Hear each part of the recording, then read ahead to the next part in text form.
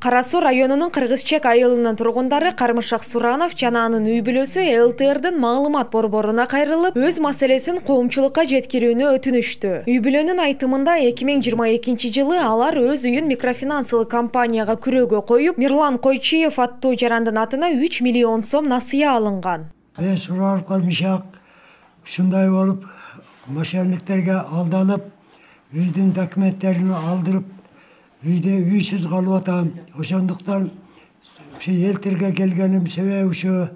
Сурановдордун билдирүүсүнө караганда, аларды Койчиев менен жубайы Айнагүл Эрматованын тууганы Нуржамал аттуу айым тааныштырган. Үй бүлө насыядан 300 000 сом алып, өз үлүшүнө тиешелүү бөлүгүн төлөгөнүн, калган төлөмдөр азыркыга чейин аткарылбай жатканын айтууда. Натыйжада алар турак жайынан ажырап калуу коркунучунда экенин билдиришет. Менин бир тууган бөлөм Нуржамал апам менен атама алдына ыйлап келет. Жезде мага жардам берип туруң, үйүңүздүн документин мага күрөөгө коюп берип туруңуз. Үйүңүздү 1-2 жылда кайра документиңизди кайтарып үйүңүздү ордуна коюп берем дейт. Ага апам менен атам караңгылык кылып алданышат анын сөзүнө. Анан Нуржамал биз тааныбаган эле Алайлык Койчуманов Мирланга ата-энемдин документин алып барып берет. Койчиев Мирланга.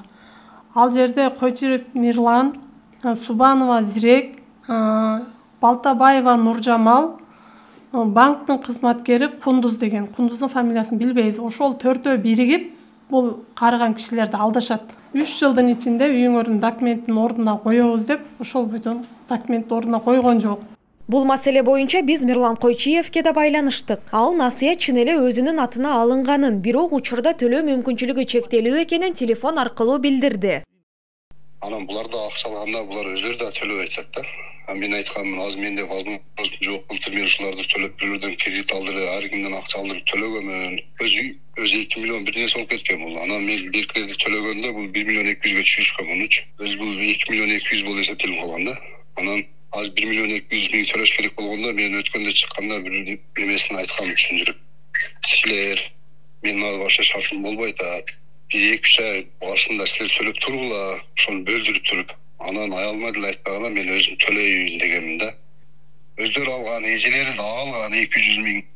Анан ишөө менен 1 миллион 800 миң карыз болгон. Ишөө олордон төлөөгө койгон.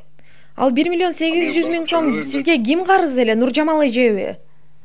Ошолор карыз болгон, ошонун сиңдиси, ошолор. Нуржамал өзү 200 миң мага ошол жерде колунан алган ошол жерден.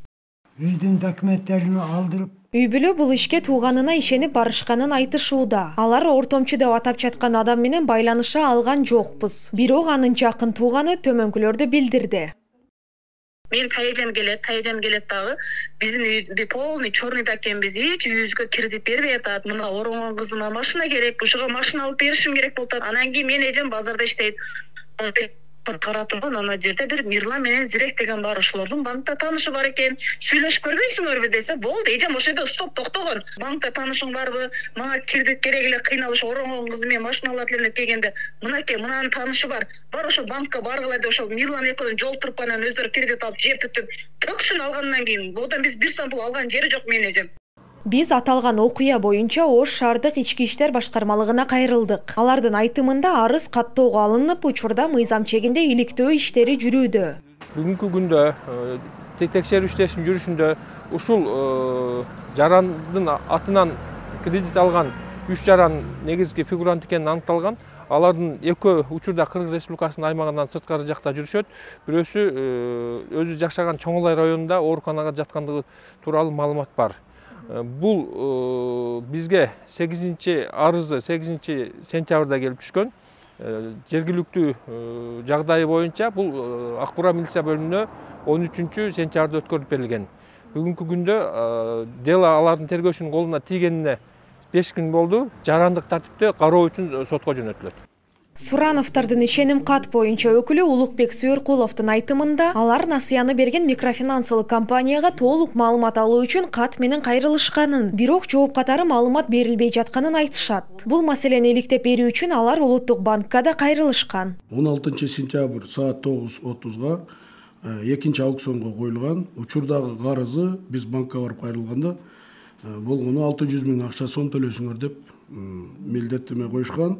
Ал эми банк мыйзамдары боюнча биз кайрылган күндөн тартып 1 күндүн ичинде булар толук тастыкталган маалымат бериш керек эле. Андай маалыматты биз ала алган жокпуз. Урматтуу Кыргыз Республикасынын улуттук банкынын жетекчилиги, ачык акционердик коом МФК Салым Финанстын Ош өкүлчүлүгү, экинчи өкүлчүлүгүнүн ишмердүүлүгүн ушул кредит боюнча текшерүүңүздөрдү суранабыз. Бул окуя боюнча микрофинансылык компания азырынча расмий комментарий берген жок. Алар насыя берүү жана төлөө процесстери тараптардын ортосунда түзүлгөн келишимдердин негизинде гана жүргүзүлөрүн билдиришти. Ал эми юристтердин айтымында ушундай абалга туш болгон жарандар мыйзам боюнча сотко же улуттук банкка кайрылууга укуктуу жана келишимдик милдеттер так жазылган документтерге таянып өз укугун коргой алышат. Айтунук Мамытова, Уран Адишев, ЛТР Ош.